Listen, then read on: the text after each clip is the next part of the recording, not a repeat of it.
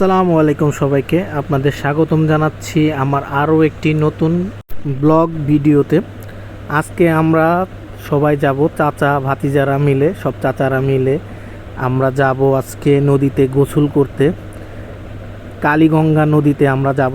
আমরা বাসা থেকে বের হয়ে গেছি, আমার দুই চাচা এখানে, ছোট চাচা ওখানে, এবু চাচা, সবাই মিলে আমরা যাচ্ছি নদীতে গোসল করার উদ্দেশ্যে। তো নদীতে যাওয়ার আগে চিন্তা করলাম, ছোটো চাচা বললো যে তাহলে একটা কুলফি আইসক্রিম, যে কুলফি মালাই যেটা বলে, সেটা আমরা খাই। ওটা খুব ভালো, আমরা ছোটোবেলায়ও ওটা খাইতাম। তো আমরা তার কথা মতো আমরা কুলফি মালাই নিয়ে খেতে খেতে নদীর পাড়ে আমরা চলে গেলাম। নদীর পাড়ে যাওয়ার পরে আমরা ভাবছিলাম যে এক পাশে যাব, পরে একজনকে জিজ্ঞেস করলাম, বললো যে ওই পাশটায় বেশি ভালো হবে না পানি, তো আর এক পাশে, যে পাশে, ওই পাশটায় ভালো হবে, কারণ যেহেতু পানি একটু বাড়তি, কচুরি পানা দিয়ে ভরে গেছে এই পাশটায়। তো সবাই যেখানে গোসল করে সেই দিকটায় আমরা যাচ্ছিলাম। অনেক রোদ ছিল, আমি চশমা গামছা দিয়ে মাথা ঢেকে ফেলেছিলাম। এই হচ্ছে আমাদের কালীগঙ্গা নদী, জাবরা বাজারে কালীগঙ্গা নদী। তো দেখতে পাচ্ছেন পানিটা কত স্বচ্ছ, ছোট ছোট মাছও দেখা যাচ্ছে এই পাশে। কোকালা খাওয়াটা নিষেধ, তুই কোকালা খাইতেছস? না, সুন্দর জাবরা নদী না, আর নদী মরে গেছে, তা তো কিছুটা এদিকে পানি আছে আর কি। ঐতিহ্য ভাই জাবরা কালীগঙ্গা নদী।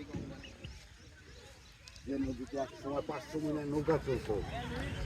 বক্তব্য দিলে পরে ইয়া করে দাও, তুমি তো আর টান। হ্যাঁ বলো এখন। এক সময় এই নদীতে 500 মনের নৌকা চলতো, 500 মন খেসারি, তার পাট, এইসব জায়গায় পাটের নৌকাগুলো আসতো। মাঝখানে, নৌকার মাঝখানে, নদীর মাঝখানে হাট বসতো পাটের। আর হলো হতো এই খেসারি, কলই, সরিষা, সব এই 500 মনের নৌকার ভিতরে যাতায়াত করতো। এখন তো সব শেষ, শুকাইয়া ডিজিটাল বাংলাদেশ। এখন হচ্ছে ডিজিটাল বাংলাদেশ। এখন হাইটা নদী পার হওয়া যায়, আপনি ইচ্ছা করলে হাইটা নদী পার হয়ে যেতে পারবেন, সমস্যা নাই। অল্প একটু পানি না, হাইটা শিশু বাচ্চারা দেয় না নদীর ভিতরে, নদীর ভিতরে ব্রিজ হয়ে গেছে, ব্রিজ হয়ে গেছে, ছোট ব্রিজ। ডিজিটাল ছোটবেলার ঐতিহ্য তোমার তাহলে এটাই? এটাই ছোটবেলা। 500 মনের নৌকা আসে না এখন যে এনে কি হল?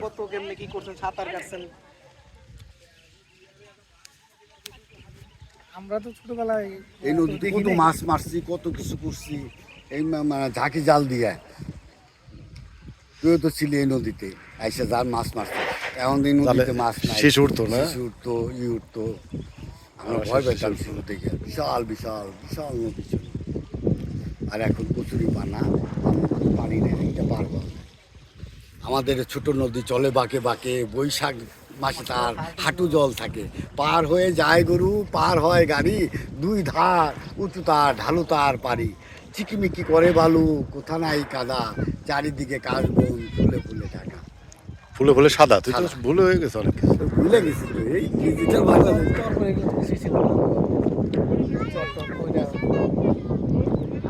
ছোট থেকে মানে এখানে ছিল, একটু গহীন ছিল, কিন্তু এখন অত গহীনটা নাই। আমাদের সময় প্রচুর স্রোত করতো, আমাদের সময় যেরকম ছিল ওরকম তার আমরা দেখি নাই, না খরচটা ছিল না আর কি। এখন আমরা যখন দেখছি তখন থেকে মানে এই বিলুপ্তি হয়ে যাবে আস্তে আস্তে, দেখবো যে নদীও থাকবে না একটা সময়। ঢাকার শহরের মতো নদী সব বিলীন হয়ে গেছে, এটাও বিলীন হয়ে যাবে।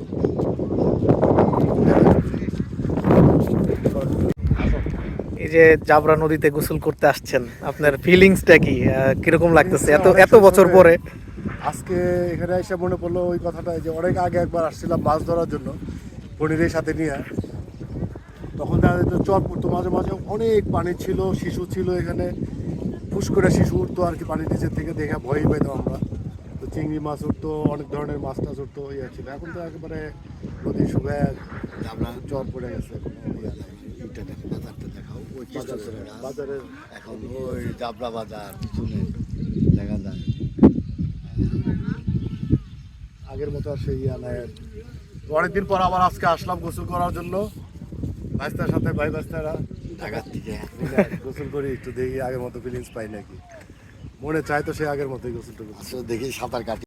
নদীর মাঝখানে কিছু হাঁসের দল ওইখানে গোসল করতেছিল, আর ওই পাশে ছিল পানকৌড়ি পাখি।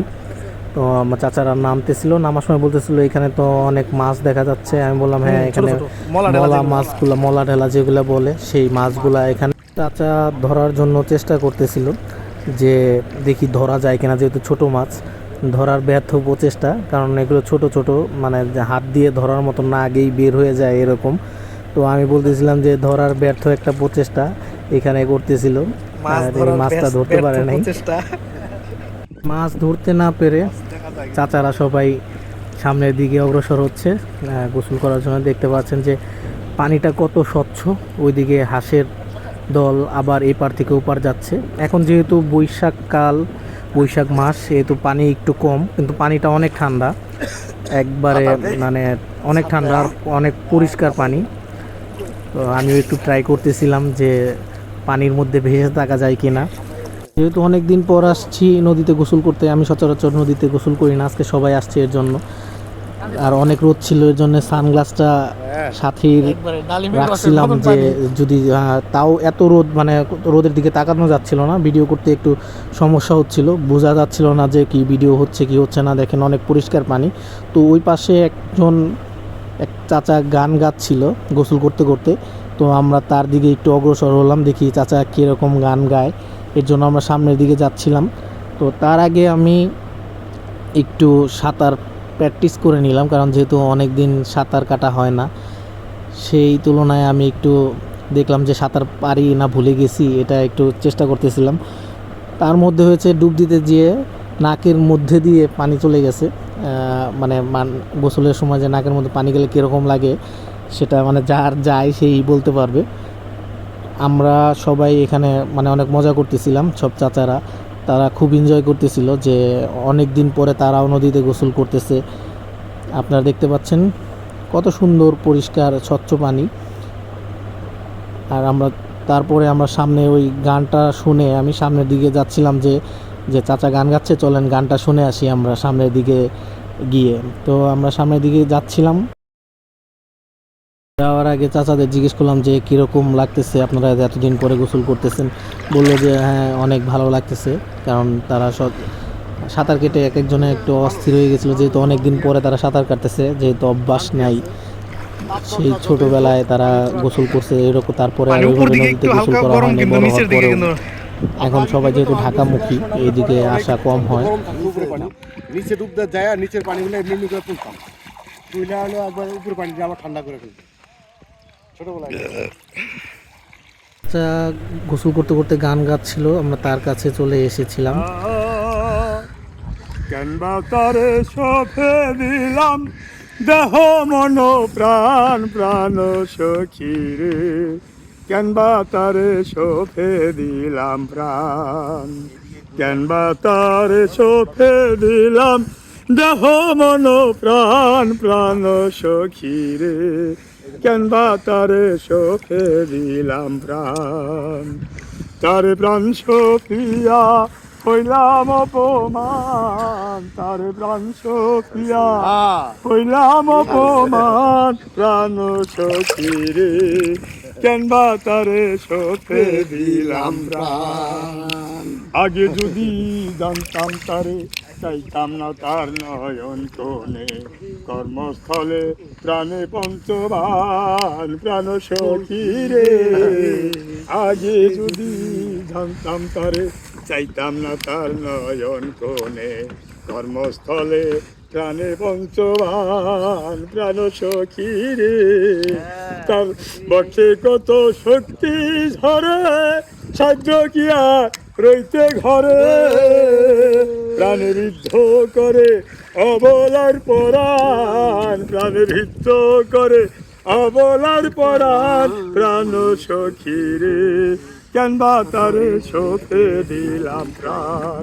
তারে প্রাণ সফিয়া হইলাম অপমান, তারে প্রাণ সফিয়া হইলাম অপমান, প্রাণ সখী রে, কেনবা তারে সফে দিলাম প্রাণ। জ্ঞান তারে করিস না বানা, ওটা কি অবলার পরাণ, প্রাণে ঋদ্ধ করে অবলার পরাণ, প্রাণ সখী রে, কেনবা তারে সপে দিলাম সাঁতার এমনিই জানে। ভাই বোন এরা আজকে আর মোহনবাসী ও তার নাম জানি না ও সজনী দেখাছির ওরাসি বাজাবো তার মোহনবাসী কে গো নিরলে বসি। আমাদের কবি দাদু অমর চন্দ্র সরকার গাইয়া কুল গেল ভাঙ্গিয়া রে ভাল লাগে, আমি হাটিয়ালি গান গাইয়া কেন ভাটি দেশে নাইয়া রে ভাই কালি গান গাইয়া তুমি তো সুন্দর নাইয়া সুন্দর নাইয়ের সয়া রুনু জুনু বাদ্য বাজে সয়ার ভিতর দিয়া রে সয়ার ভিতর দিয়া রঙ্গিল নায়ের নৌকা খানি রঙ্গিল নায়ের গুড়া আরে রঙ্গিল নায়ের গুড়া তুমি রঙ্গিল বালু রায়া দাও তুমি রঙ্গিল বালু রায়া দাও সুরেরই গান গায়া রে হাটিয়ালি গান গাইয়া কে যাও ভাটির দেশে নায়া রে কাওয়া।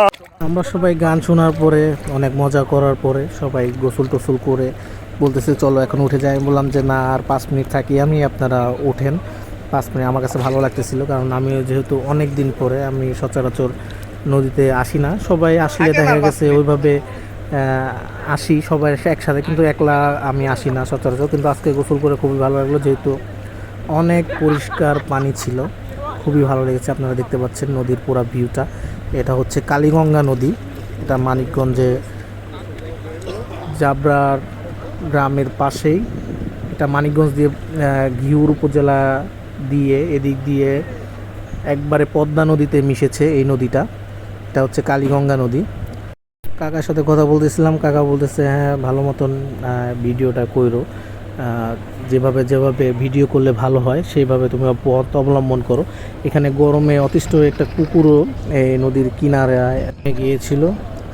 তো আমরা সবাই গোসল শেষে এখন উঠে যাব। তার আগে আমি বললাম যে আমি তাহলে কয়েকটা ডুব দেই, যেহেতু আমি ওইভাবে ডুব দেইনি। তো আমি 2টা ডুব দিয়ে আমি উঠে গিয়েছিলাম সবার সাথে। চাচার আগেই উঠে গিয়েছিল, তার আমি সবার পরে উঠেছি। এই নদীতে অনেক অনেক মানুষ ছিল, কারণ আশেপাশের অনেক মানুষজন এদিকে থাকে। আপনারা দেখতে পাচ্ছেন ওই পাশটায় পানি বাড়াতে এই পানিটা অনেক স্বচ্ছ ও অনেক ঠান্ডা। যেহেতু অনেক দিন পর গোসল করলাম, খুবই ভালো লাগলো। গোসল টোসল শেষে মাথা মুছে আমরা বাড়ির দিকে রওনা হচ্ছি। এই হচ্ছে ওই কৃষ্ণচূড়া গাছ, এটি দেখতে পাচ্ছেন যে লাল রং হয়ে গেছে, লাল ফুল কৃষ্ণচূড়ার। তো আমি হাসতেছিলাম কথা শুনে।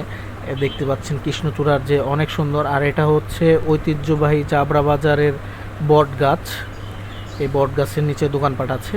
এটা হচ্ছে ঐতিহ্যবাহী বট গাছ। এখানে গরমের সময় অনেকেই এখানে বিশ্রাম নেয়, কারণ যেহেতু গাছের নিচে অনেক ঠান্ডা থাকে। আপনারা দেখতে পাচ্ছেন এটা হচ্ছে জাবরা বাজারে ঐতিহ্যবাহী যে বট গাছটি সেটি।